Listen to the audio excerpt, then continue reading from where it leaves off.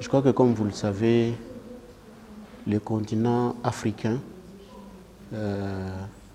regorge des réserves de minéraux qu'on appelle les minéraux stratégiques, les minéraux critiques pour les autres. Alors ces minéraux sont produits dans les pays africains, mais nous nous retrouvons devant un contraste, c'est que ces minéraux qui sont produits en Afrique ne bénéficient pas beaucoup aux Africains à cause justement de la mauvaise gouvernance, à cause justement des différentes violations des droits de l'homme, des droits environnementaux. Okay. AfriWatch, en partenariat avec Global Witness,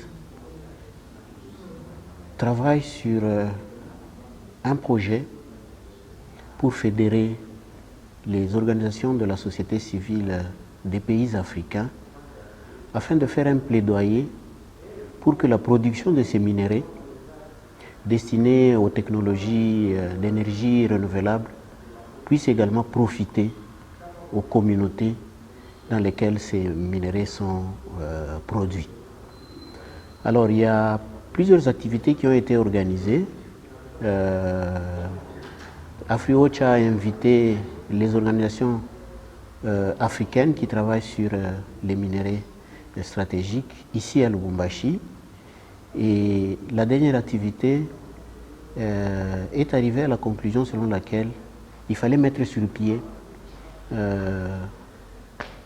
une coalition, une alliance de ces organisations de la société civile afin de militer ensemble pour que ces minéraux puissent profiter aux communautés. Alors l'atelier qui nous réunit ces 2 jours, le 9 et le 10, poursuit 2 objectifs principaux. Le premier, c'est que les organisations de la société civile dans le cadre de cette coalition vont adopter les textes constitutifs de cette coalition. Et deuxièmement, les organisations de la société civile vont mettre sur pied maintenant un cadre opérationnel, un cadre de gouvernance pour continuer leurs activités.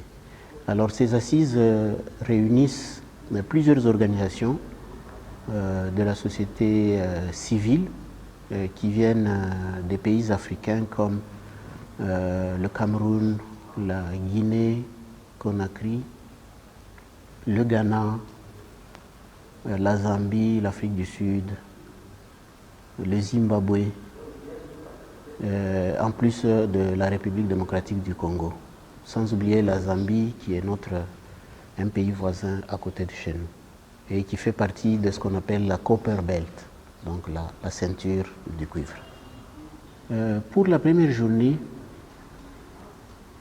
les participants ont adopté les textes constitutifs de la coalition.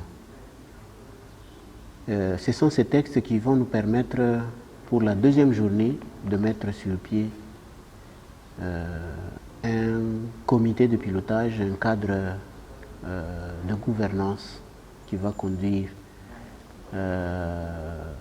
les activités de la coalition.